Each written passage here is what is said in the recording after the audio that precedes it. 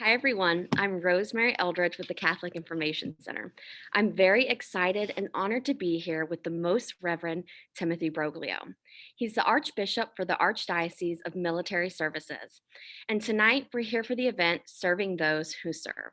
We're going to talk about the religious liberty issues at stake in our armed forces today and the vital role that this Archdiocese plays in our country.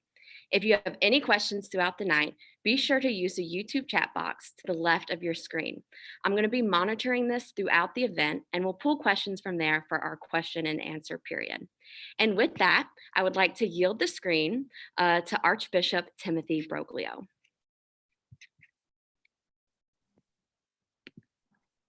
All right. Thank you very much. Am I visible? Yep. Almost there. There we go. All right. Very good.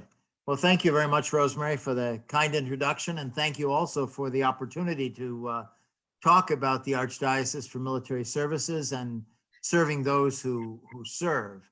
It's perhaps the best kept secret in the Catholic Church, how to minister to men and women in the military and their families, patients in Veterans Administration hospitals, and then also those who serve the United States outside of our country.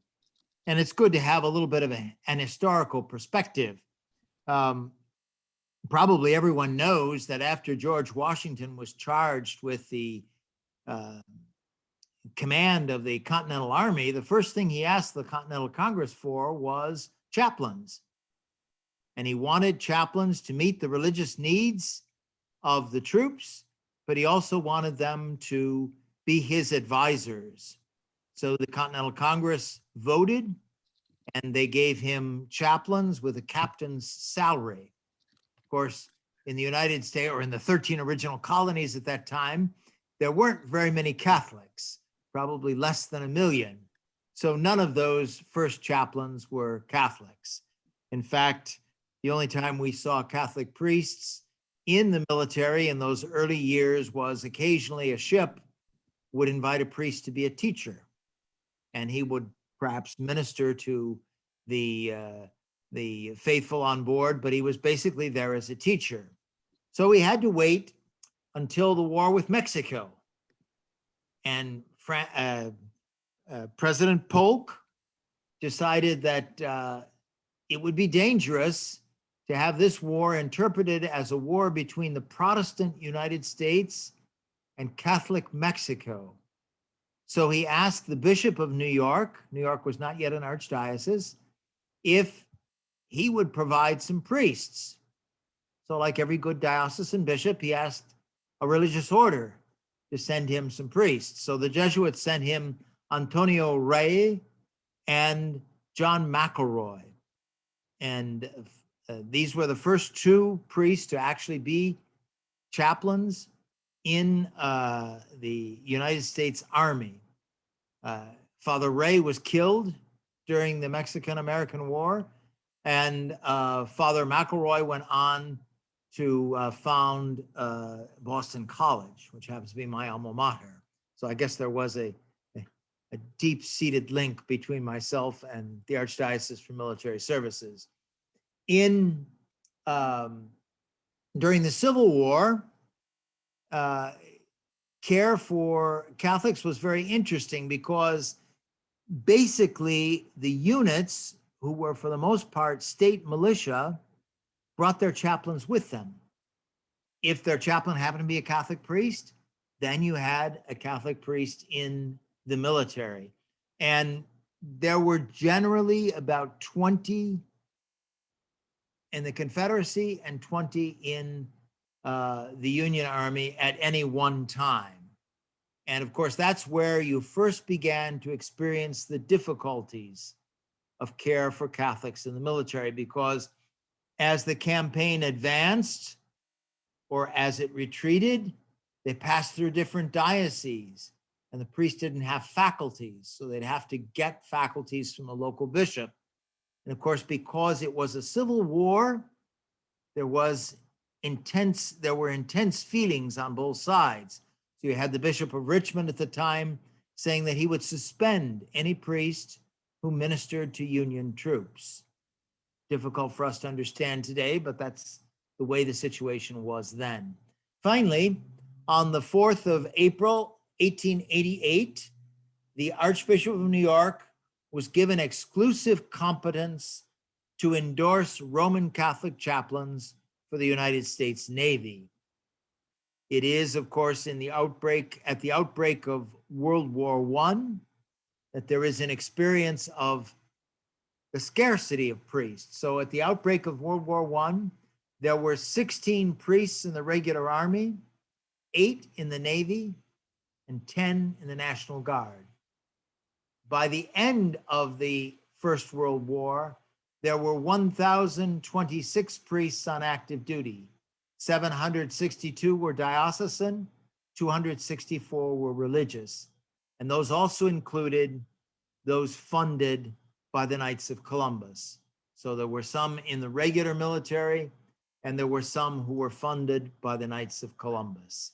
Of course, it's also during the First World War that the National Catholic War Council is founded by the bishops, which changes its name after the war to the National Catholic Welfare Conference, and then becomes the Conference of Catholic Bishops. So it's the forerunner of what is today the USCCB.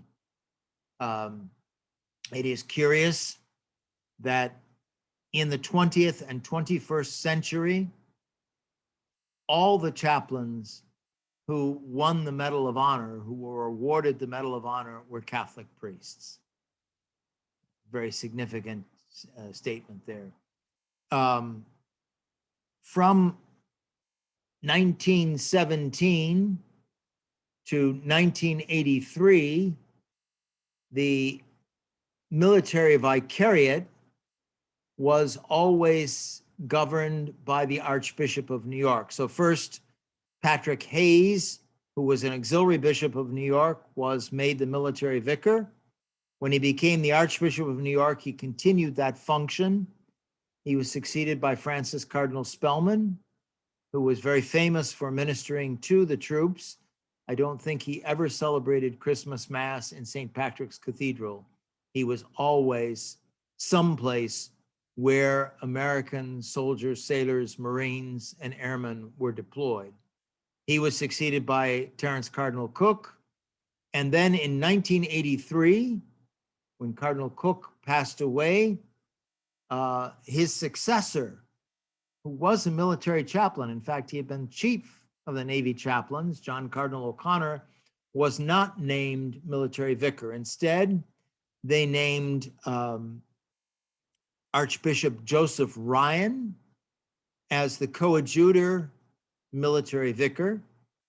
And then in 1986, the Archdiocese for the Military Services was founded, and he became the first archbishop, succeeded by Archbishop Dimino, who was a Navy chaplain as well, succeeded by now Edwin Cardinal O'Brien, who was also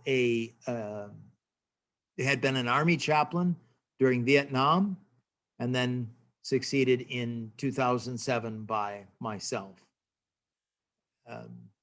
So that's just a little overview of pastoral care of Catholics in the military.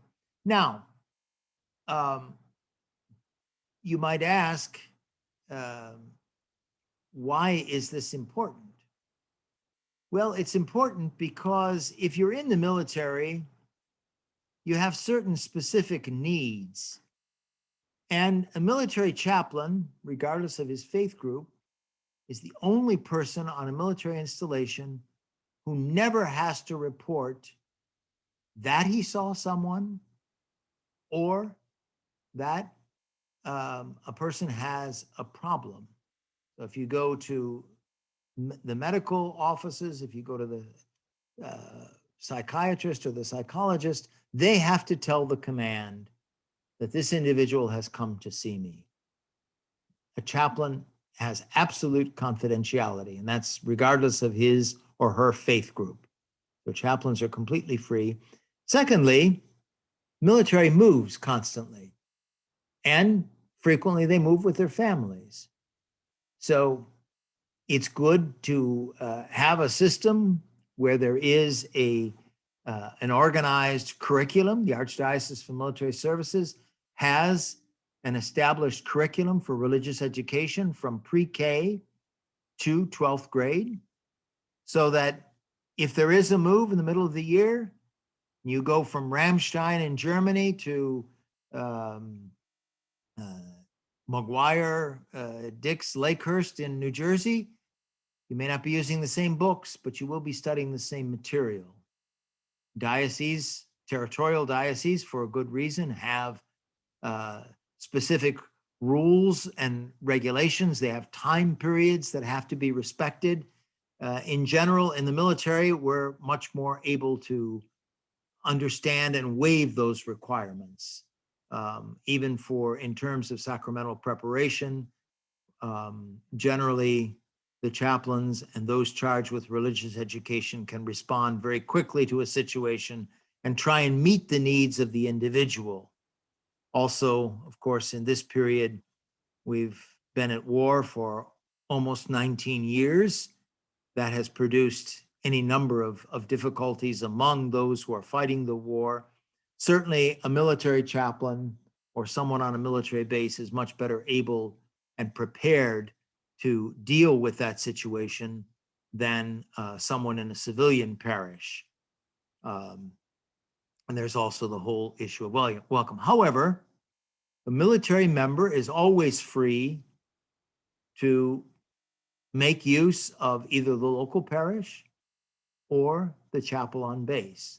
Chapel on base does try to provide everything that a parish would in terms of religious education, preparation for the sacraments, confessions, counseling, reference to the marriage tribunal if that's necessary. The Archdiocese for the Military Services does have a marriage tribunal which tries cases and responds to other canonical needs. We also register all of the sacraments that are celebrated on a military installation anywhere in the world are right in the basement of this building. So we have the sacramental records from 1920 to the present. And that's because there are no parishes in the military. There are military chapels, there are Catholic communities, but there are no parishes, no canonical parishes. So all of the sacramental records are kept here. And then we're responsible then for sending those out if someone makes a request because he or she needs a document for a sacrament that has been celebrated. The Archdiocese is also pursuing one cause for canonization for the servant of God, Vincent Capodanno, who was a chaplain to the United States Marines during Vietnam and died ministering to the troops, to the Marines on the battlefield. And he was someone who always put himself forward to take care of his Marines on the battlefield. Sometimes someone once told me that he disobeyed so many orders that he would have been court-martialed had he not died on the field of battle, because he was so intent on being there and offering the sacraments and offering counsel and encouragement to all of the Marines, whether they were Catholic or not. And they still remember him. So we have introduced his cause for canonization. We're waiting now for the congregation to make some determination about his heroic virtues, and we'll see what the next step is. And then also that they accept the miracle that has been advanced in his case. There are two other military chaplains whose causes have been introduced. The Diocese of Wichita many years ago introduced the cause of Father Emile Capon, who was a chaplain for the Army during the Second World War and during Korea, and died as a prisoner of war in North Korea. And then Father Verbis Lafleur, on the 5th of September, that cause was opened in the Diocese of Lafayette, Louisiana. Again, a prisoner of war who died on a prison ship, pushing his comrades to safety after the ship had been inadvertently bombed by the Allied forces as they went to liberate the Philippines. So great heroism on the part of military chaplains. Certainly, if you look at the newspapers, you know that sometimes we have challenges in terms of maintaining this pastoral care. Sometimes just defending the First Amendment rights of not only of Catholics, but of all faith groups. Recently, we had a little discussion about whether people could go to church on shore, or excuse me, in town, because there was a prohibition about attending church services which were indoors. Luckily, the Navy rescinded that decision. And then perhaps even more recently, you've read about the difficulties with the Navy in the southwestern part of the United States, where some priests who are not military chaplains, but who are contractors, they're retired military chaplains, who continue to serve the faithful of the military. Some of those contracts there was an attempt to cancel them in order to save money. And there again, with some effort and with the help of many, many people, those decisions were rescinded so that the pastoral care could continue. And it is important, I think, to be with people in these moments of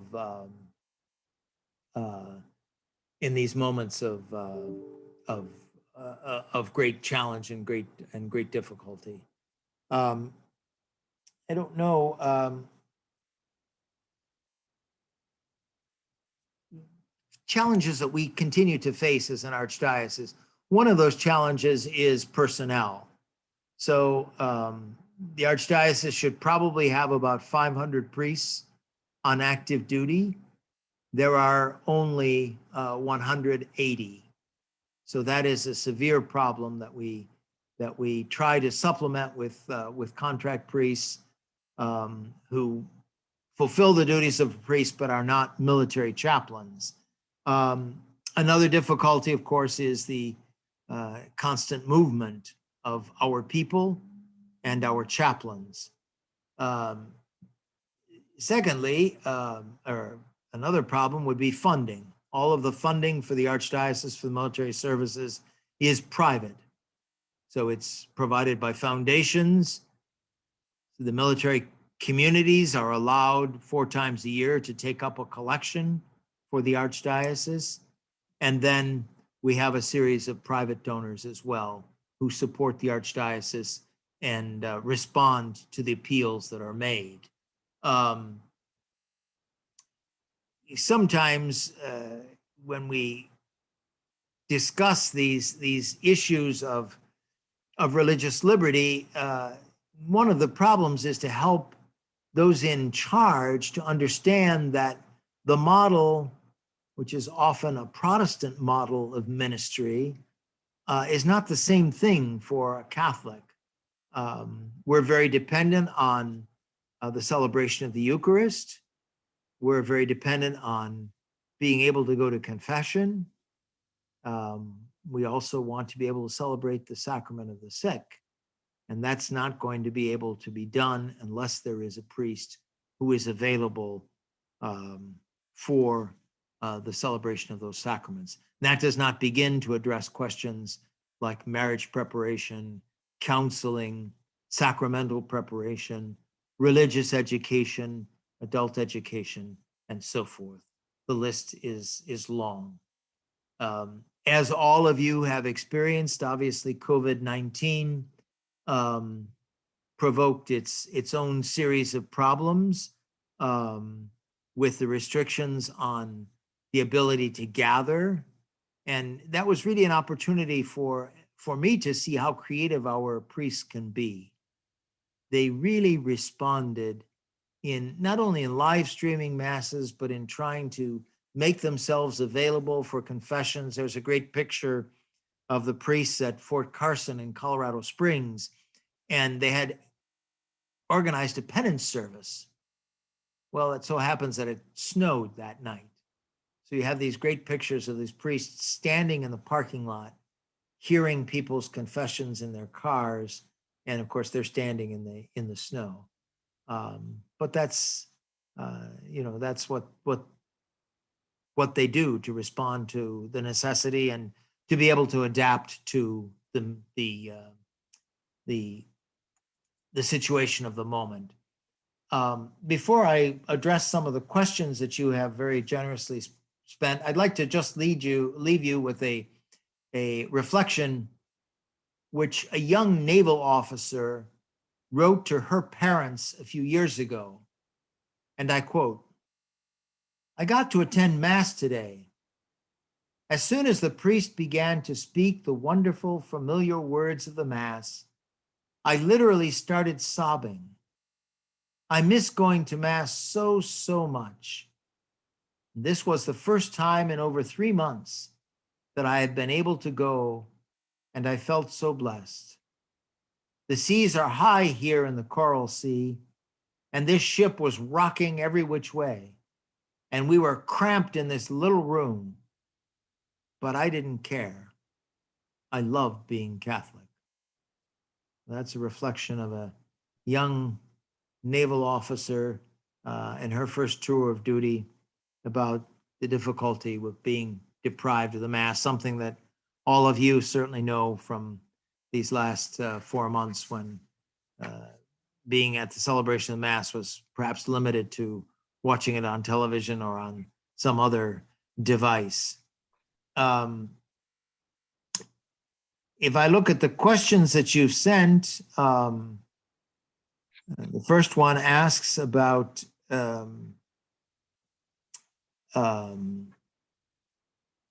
leadership and care of females in the military branches. And of course, the issue there is any sort of ministry has to be fit into the categories that the military has. So for instance, we do have, at least on 2 installations that I know of, but there may be more, we do have religious women who are the coordinators of religious education, but they're hired by the government, they're paid by the government. And that is the way it has to be, because chaplains, to be a chaplain in the military, you have to be recognized by your religious group as being able to provide all of the ministries of an ordained minister in that community. So for Catholics at any rate, chaplains are always priests. We don't have deacons, we don't have lay people, we don't have religious. So you must be a priest to be a chaplain. But certainly Catholic coordinators of religious education, those are positions that a religious woman would be able to do, provided, of course, obviously, that she has the permission of her religious superiors, and that there is a position available. That, of course, is another process by which the government hires people, and it's not always, unfortunately, it's usually the lowest bidder rather than the person who's most qualified to do the job. And that's a problem we deal with on a regular basis. Your Excellency, I'd like to step in a little bit. I want to, I know we have all these great questions that have come in through our audience, but just listening to your talk, I had a few insights that or a few questions that I wanted to run by you to get your insight. I know I'm a service member myself, and so I know I'm not the only one who has experienced within their individual command a sort of nonchalant mentality around faith, especially around a faith that's not Protestant. What can we do what can you do as the Archbishop, and what can the Archdiocese do to help shift a command mentality of, duty first, army of one, which we need to have and is understandable, but to one that's going to be welcoming of another non-dominant faith in the military. For an example, if you're at, you're drilling weekly, you're at a monthly drill, or you're, at a 2-week training or in the field, and they put together a service, like a service night, and it's just for Protestant. And you ask, hey, is there something we can do for us Catholics, or can we go to the Catholic parish that's right around the block? And they go, no, you can only go to this Protestant service. So what can we do to address like a local issue like that?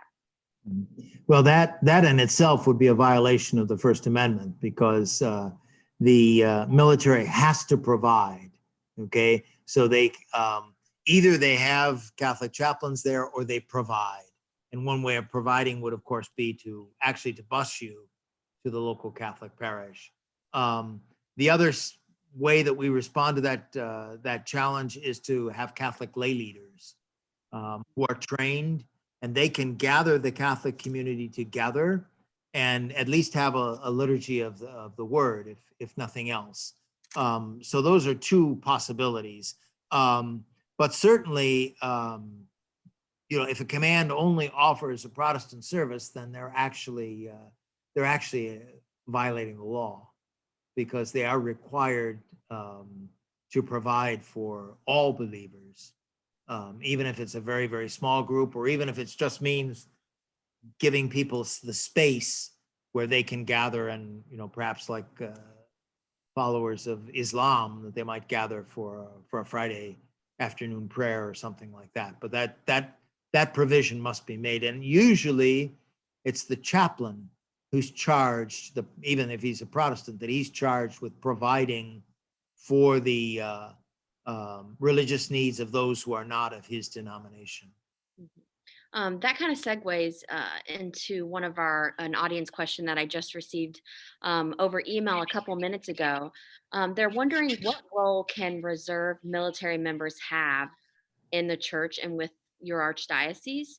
You kind of talked about, when we're seeing this lack of ability of service members to be able to get to a Catholic service, that this is an example where lay leaders can get involved.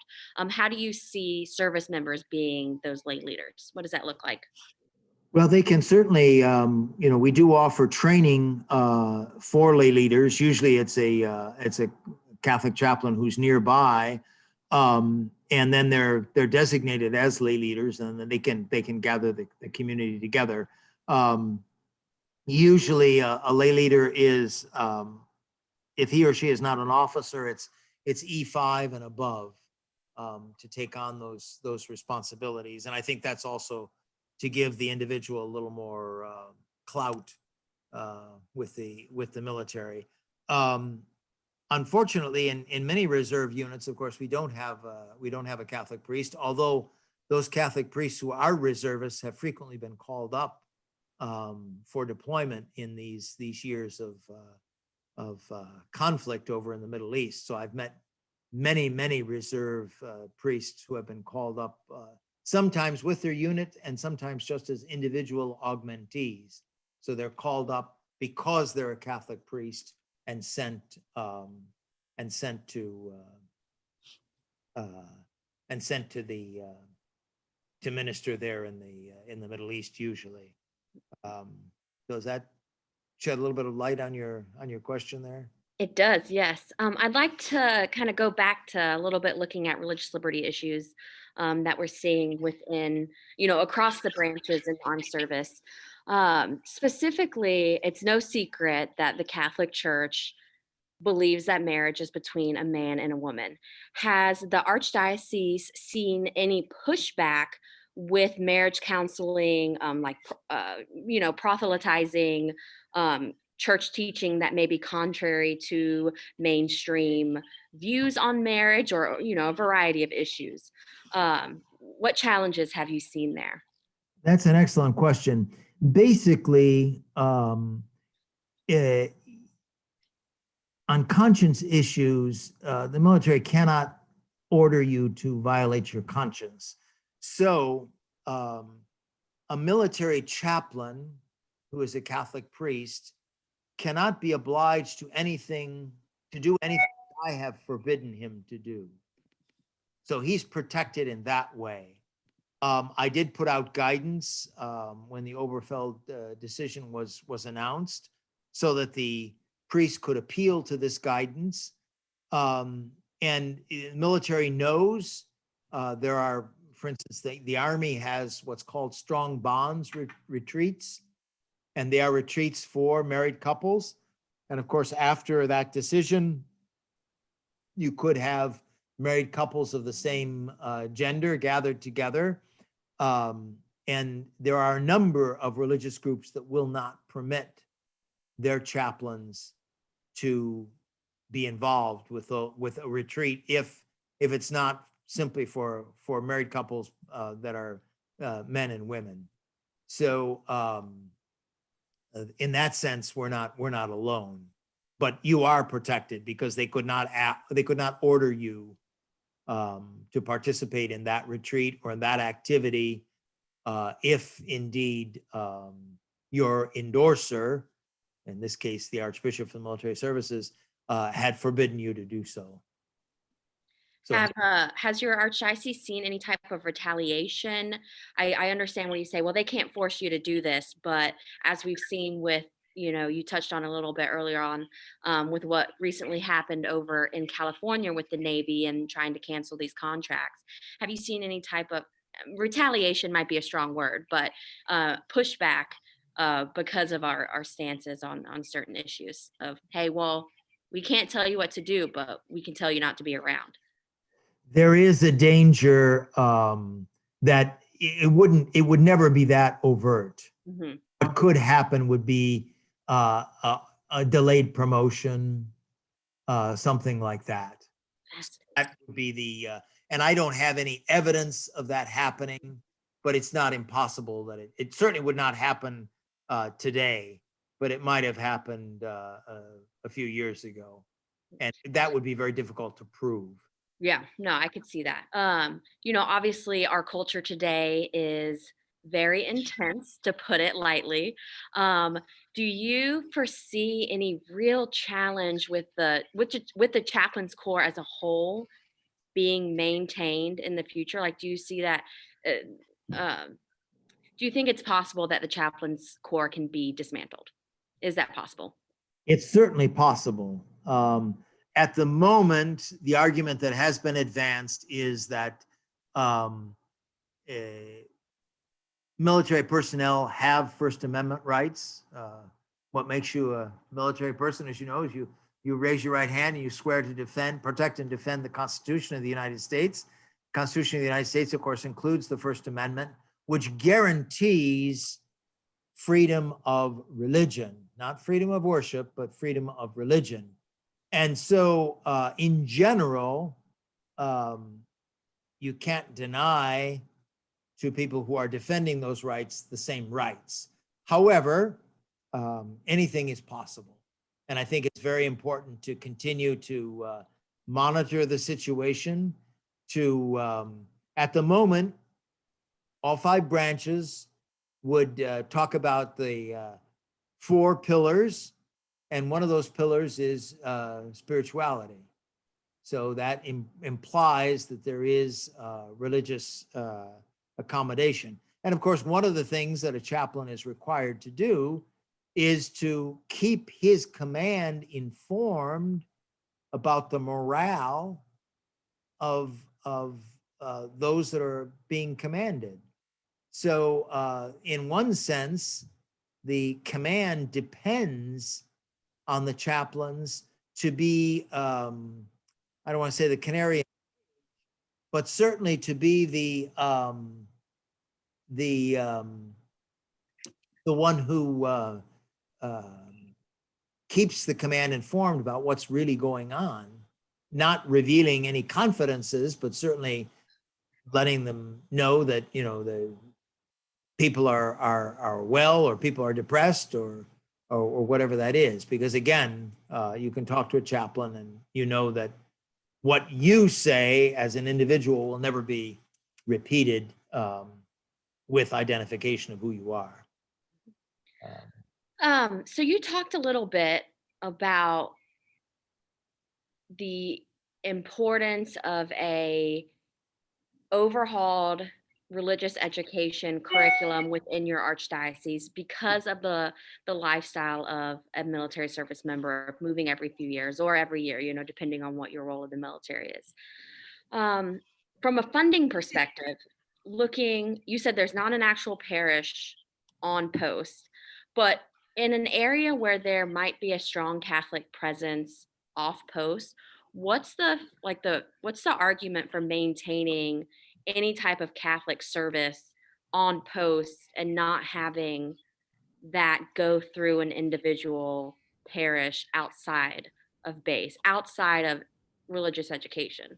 Or is that's the main argument? No, it isn't. That isn't the only argument. There would also be the whole notion of caring for people with specific needs, PTSD, that average priest perhaps wouldn't normally have to deal with.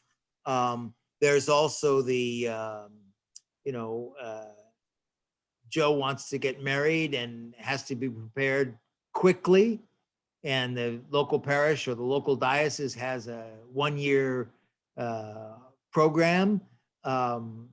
We are built as an archdiocese to respond to those situations and to meet the needs of the individual as they appear. And the individual is free, as I said earlier, to choose whether he's going to go off base or whether he's going to meet the needs on base. But I can give you an example. In the midst of the pandemic, we had a situation where a couple had everything prepared for marriage. They were actually going to celebrate the marriage in, I can't remember if it was his or her parish. They were both Catholics. They were both subjects, though, of the Archdiocese for Military Services. He wasn't allowed to leave base because he was going to be deployed.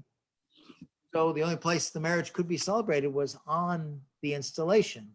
And the fact that I had some priests there who were able to accommodate this couple made that possible. Otherwise, it would not have been possible.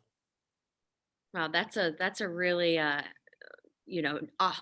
not necessarily unique in today's circumstances because everyone's having to delay things, but definitely unique to a Catholic service member. And that's so great that the Archdiocese is there to meet that need. And I definitely see the argument that you're making, or the arguments that you're making on why it is vital that we have this service within the military branches.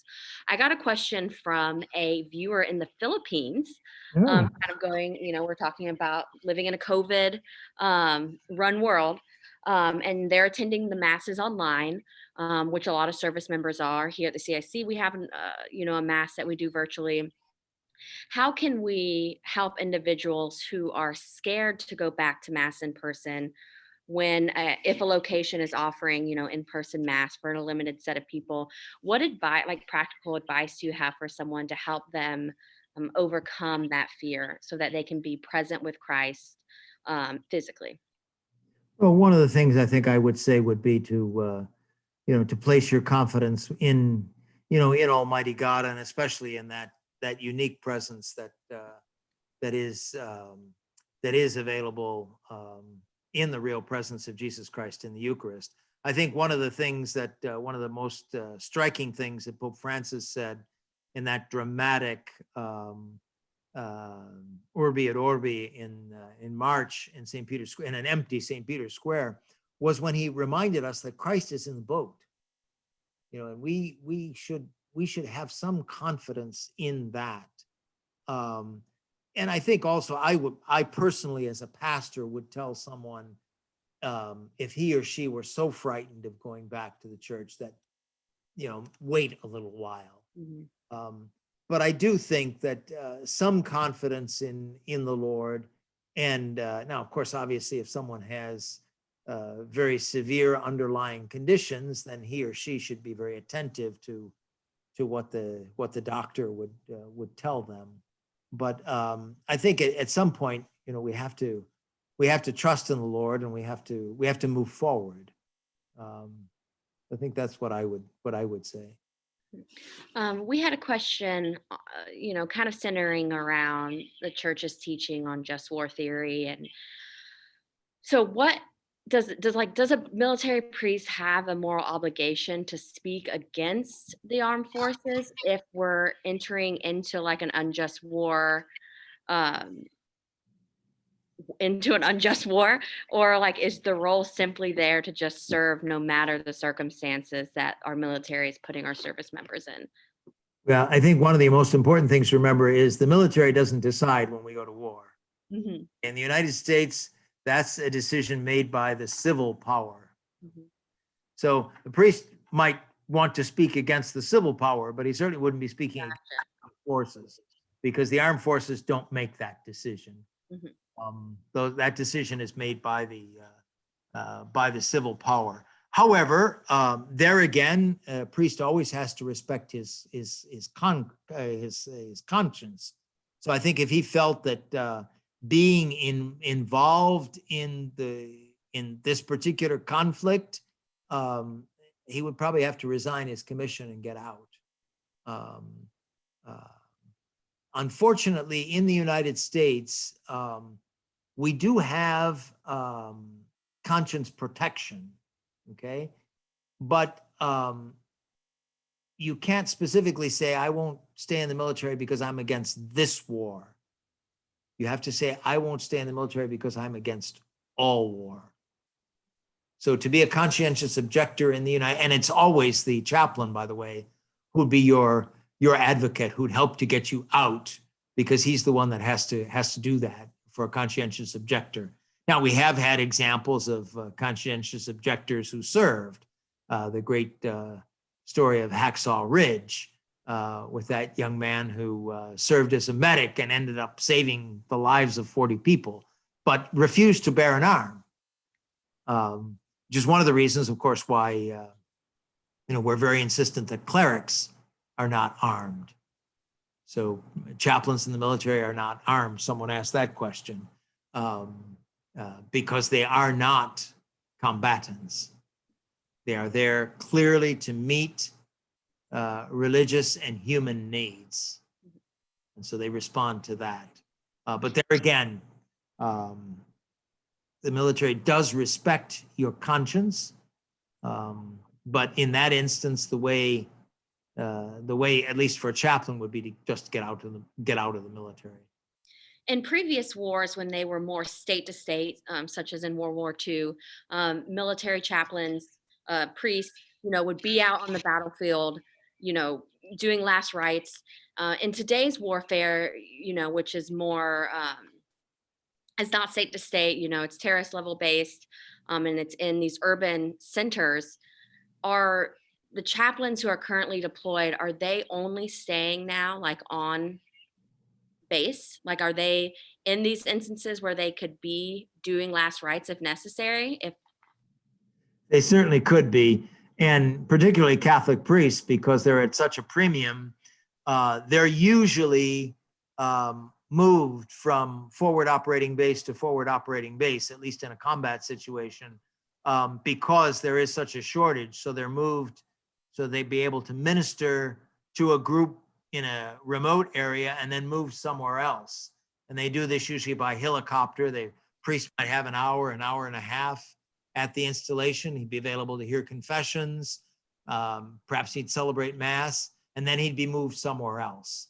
So yes, they could find themselves in a combat situation. Of course, the only priest to die from his wounds in Iraq was Father Timothy Vakash, who was wounded by a roadside bomb, and he didn't die there, but he was actually on his way to visit troops in a forward operating base, and then was brought home to Minneapolis, St. Paul, and eventually died there a couple years later. we have time for one more question, and the one I have here, it's a two-part question, and I think it's a great question to close this event on. And it's, what inspires you? How does your archdiocese inspire you, and what is your greatest struggle as well? Well, probably the second question is the easier one to answer, and that's the the greatest struggle is finding more priests who can serve as chaplains on active duty. That's certainly my my greatest desire, and it's certainly that which I dedicate the most time to. What inspires me are the people that I'm privileged to serve. They're wonderful people. They're committed. They're the largest source of priestly vocations in the United States today. And so it really is an honor to be with them. It's an honor to minister to them. It's an honor to provide for their needs.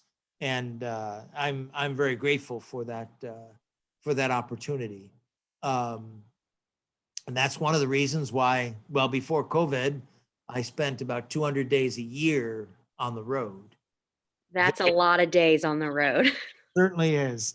So in one sense, if there are any blessings that came from COVID, it's the fact that I've spent the last 12 weeks more time in Washington than I have in the last 12 years. But it is great ministry because they're great people, great families, great individuals. And you are able to be with people in very crucial moments of their lives.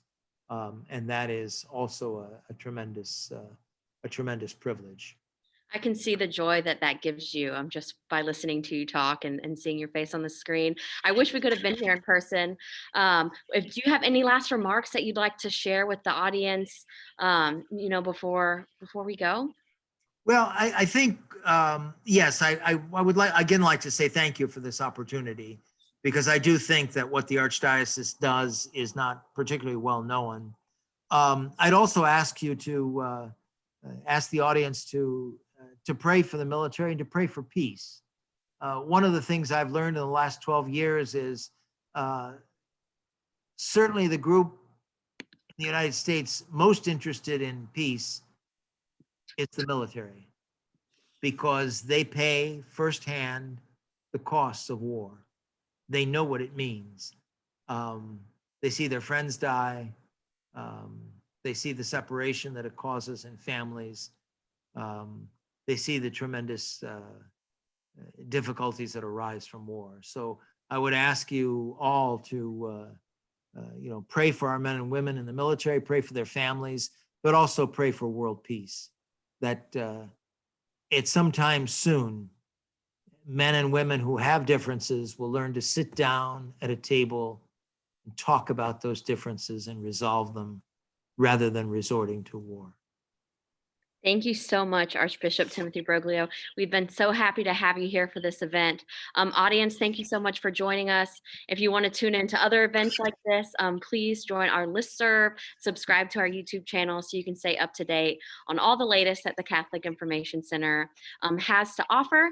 And I hope you all have a wonderful night, and God bless.